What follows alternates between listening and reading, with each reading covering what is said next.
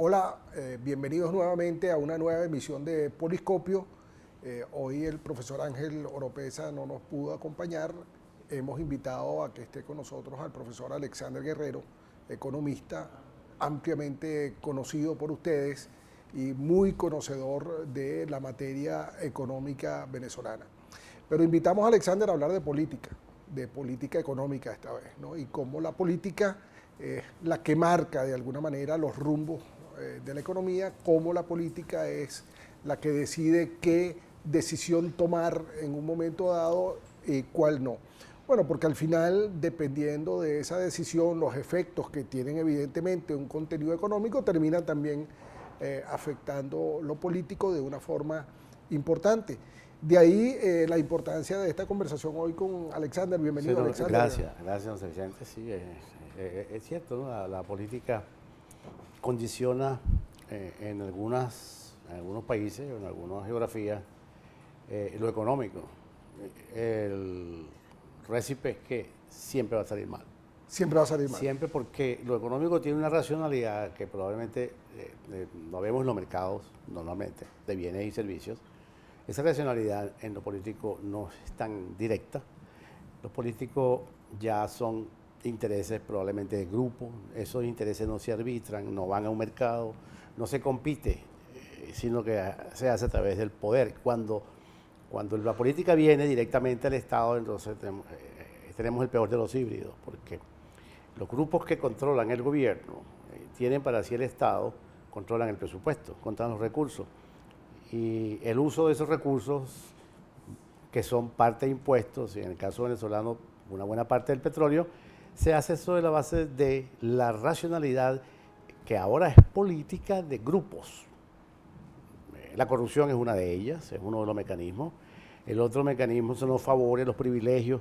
Nada de eso es arbitrado. Y las relaciones internacionales, por ejemplo. Por supuesto. Entonces, pero ninguna de esos incentivos son arbitrados. Cuando te digo arbitrados, no son puestos en un mercado a competir vis a vis en igualdad de condiciones y en base a eficiencia y competitividad ganar una opción. No, eso no ocurre con la política.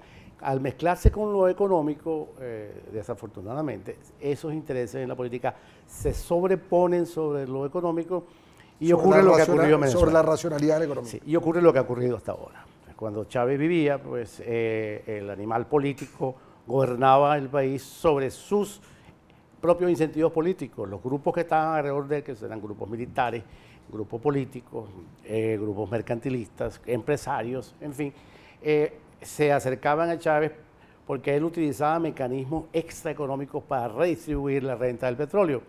Y entonces son favores. ¿Qué quiere decir extraeconómico? Extraeconómico porque tomaba decisiones políticas. Las decisiones se toman sobre supuestos que no son arbitrados en un mercado.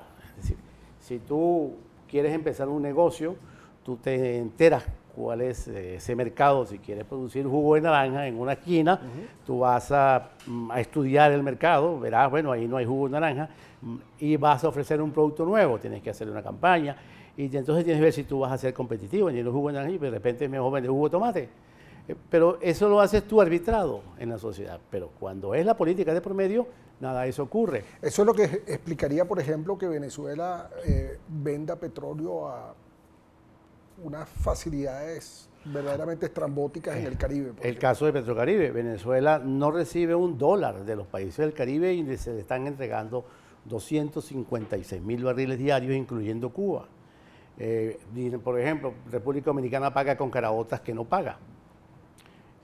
Ella no produce las caraotas suficientes para pagarle a Venezuela el petróleo que diariamente llega a la República Dominicana y el gas para las empresas que producen electricidad dominicana. Sino que además de eso, pues hay un financiamiento que es al 2% a los 25 años y son unos fondos que se crearon donde los países se van endeudando. Entonces, la lógica de cambiar queso, en el caso uruguayo, por petróleo es una lógica absolutamente política. Es política. Eso es pensar que todos comemos queso. Y además es antieconómica y de mayores costos, porque es mucho mejor recibir los dólares y entonces con el efectivo buscar el mejor queso. Buscar el mejor queso Que no en necesariamente precios, esté en Uruguay. y no buscar un precio del queso que de repente va a estar abultado, porque los mecanismos de la corrupción lo van a hacer, van a pagar con menos toneladas de queso de las que podrían comprarse eventualmente con los dólares en el mercado internacional. Te voy a hacer una pregunta Sí. difícil que a lo mejor ya tú tienes calculada. ¿Cuántos puntos del Producto Interno Bruto es corrupción en Venezuela? Debe ser un número muy grande, sí, pero en términos de producción... Si hay que aventurarse sí, ahí en un cálculo que hice de costos de transacción, vamos a ver si ponemos el concepto claro para que la gente nos lo comprenda. Producir un bien incorpora mano de obra, incorpora capital, tecnología, infraestructura y conocimiento, la gente.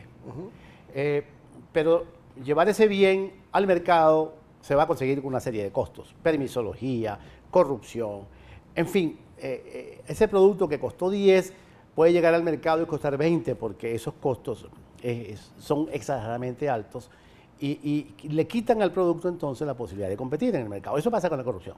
Si la corrupción entonces es ese mecanismo, si alguien, por ejemplo, esto que estuvo muy reciente con la cuestión de Cadivi, la corrupción de Cadivi terminó el gobierno culpando a los empresarios que llevan a Cadivi cuando en realidad hay que culpar al funcionario que se lucra aprovechándose de su posición de dominio en Cadivi para venderle $1 con una comisión a quien necesita para traer manzanas. ¿Y qué tan difícil es comprender que los controles son Aún más, gemelos de... los controles lo que hacen es crear, los controles son el caldo de cultivo o lo que te permite que la corrupción florezca.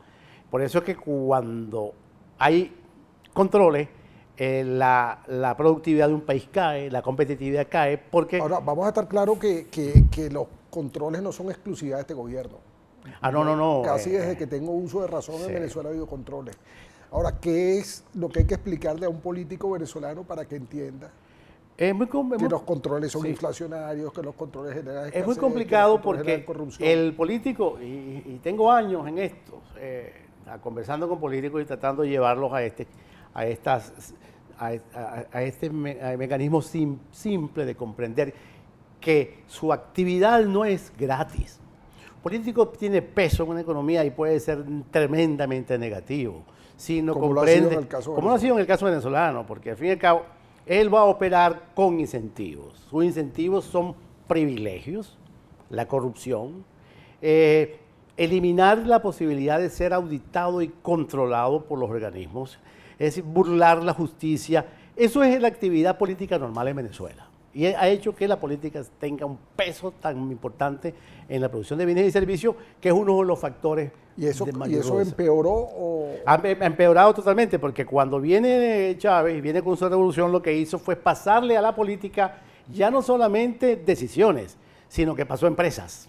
Y con el caso de PDVSA se le entregó a los grupos políticos, militares, partidos, intereses, mercaderes, que son los que hoy controlan a PDVSA. PDVSA está al borde de la quiebra. PDVSA es una cochina repartida. Por supuesto, pues, porque cada quien tiene un pozo. Aquí hay repartidos pozos, hay que repartidos, áreas de la industria petrolera están repartidas.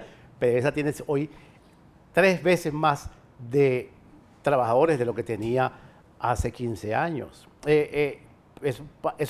Hay mafias, hay grupos que pertenecen, grupos que se encargan de un área de PDVSA, de los cuales ellos son los dueños y transan todo lo que se hace allí, y no es entonces raro hoy ver que PDVSA tenga un problema de flujo de cajas que es absolutamente terminal, que tiene la petrolera, si se quiere, a nivel de quiebra. Cuando digo quiebra, es que los egresos de PDVSA superan los ingresos. O sea, gasta más de lo que le está entrando. Bueno, te lo voy a poner en un indicador. PDVSA hace una serie de actividad que no es petrolera.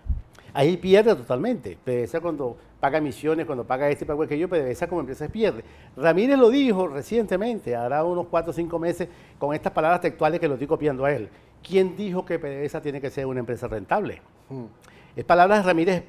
Y probablemente sea una de las únicas verdades que Ramírez haya dicho frente a la opinión pública, porque para ellos la empresa no es rentable. Simplemente la empresa distribuye algo que viene del petróleo. Por supuesto, es como el molino de carne. que muele carne, pero se queda con carne dentro del molino. Claro. Sí, ese es lo que pasa, lo que ha venido pasando con PDVSA.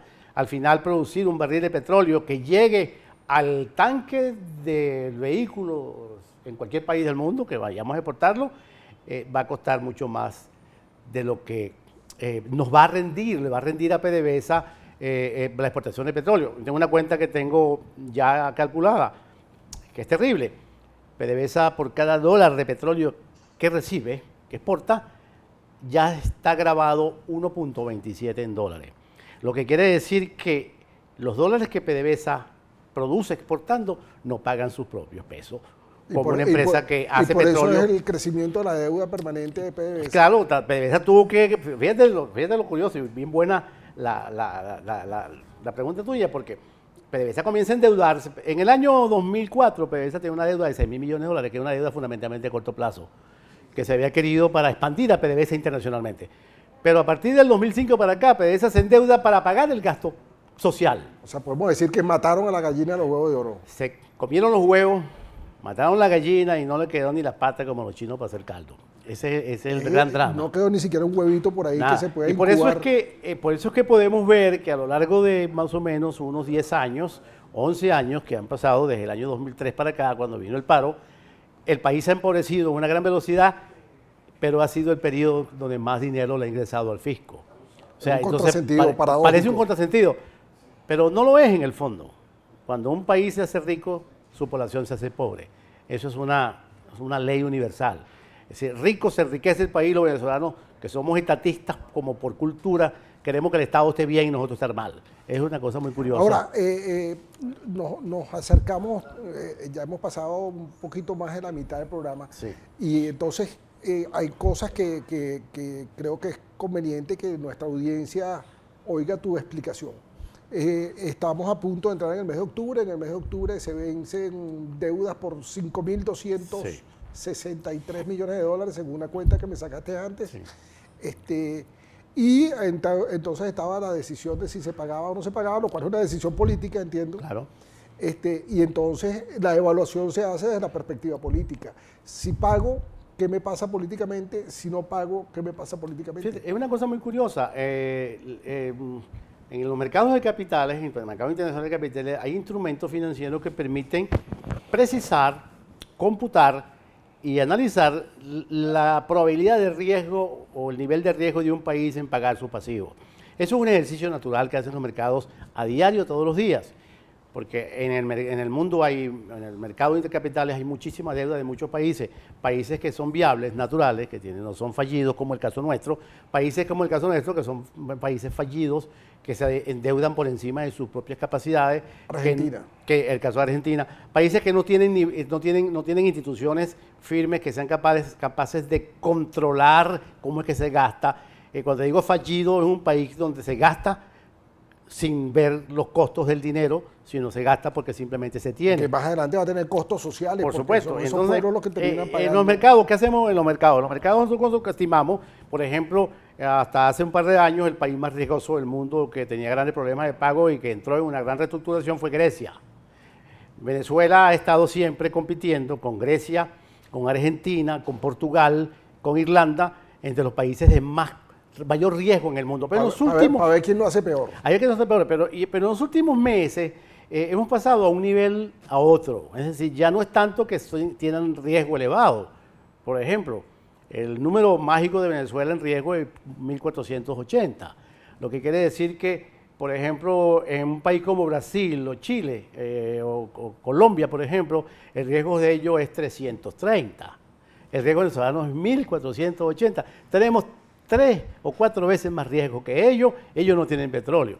Lo curioso de todo esto es que en las últimas semanas se ve a Venezuela con grandes dificultades financieras. ¿Y ese riesgo se deriva de lo económico o de lo político? Se deriva de lo económico, pero ya sabemos que viene inyectado por lo político. Es decir, que por lo económico viene simplemente restringido. La función de producir bienes está sujeta a una restricción que se llama la política, cuando esta no es controlable ni tiene contrapesos institucionales entre los poderes. El político hace lo que le da la gana porque no tiene un contrapeso que impida. Para ver, cuando Chávez llegó al poder, Venezuela tenía una deuda tipo A-. Sí, la deuda, Venezuela era un país que pagaba normalmente, con Chávez pagando normalmente, pero nunca tuvo esa percepción de riesgo que no va a pagar, como es la que se ha crecido ahora con Maduro. Maduro y Ramírez se pusieron de acuerdo para decirle al mundo: nosotros no sabemos si vamos a pagar, que eso es que es lo extraño, porque este es un país petrolero. Este es el único país petrolero en la historia del mundo, después de Irak, que tiene problemas para pagar su deuda. Eso es contrasentido. Pero Irak por la guerra. por supuesto, es un problema muy particular. Y lo tuvo también Irán cuando la Revolución Islámica, por allá en el 78. Pero lo que nos está ocurriendo ahora es un fenómeno nuevo, es decir, y los venezolanos van a pagar y surgen las grandes dudas en los mercados. Pero cada vez que habla el presidente, cada vez que habla el ministro, yo no sé si decirlo la palabra, para no ponerlo, chorrean más el concepto. Es decir, la gente dice, cuando oía a Maduro hablar y cuando oía al ministro de Finanzas, oía a Ramírez, las dudas quedaban. Claro. Entonces, la gente, el mercado, todas las revistas internacionales importantes del área, la prensa internacional ha comenzado a ventilar el problema de las dificultades de pago de Venezuela, que no debería tenerlas. Sí. Pero sin embargo la tiene porque la renta del petróleo ha sido mal utilizada, sin ningún tipo de mecanismos de racionalidad económica, sino simplemente se ha hecho. Y fíjate, rapidito, qué hizo el gobierno de Chávez y qué sigue haciendo Maduro. Han engordado al Estado a nivel mórbido. La obesidad del Estado venezolano es mórbida, no tiene solución. Yokozuna. Es decir, sí, es aquello y además es diabética. Es decir, no obedece a los medicamentos.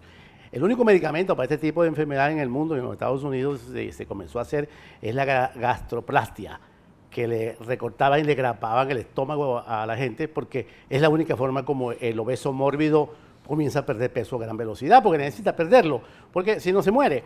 Así está el Estado venezolano, cargado de empresas que no funcionan, que no sirven, donde la corrupción es el eje redistributivo que está dentro del Estado.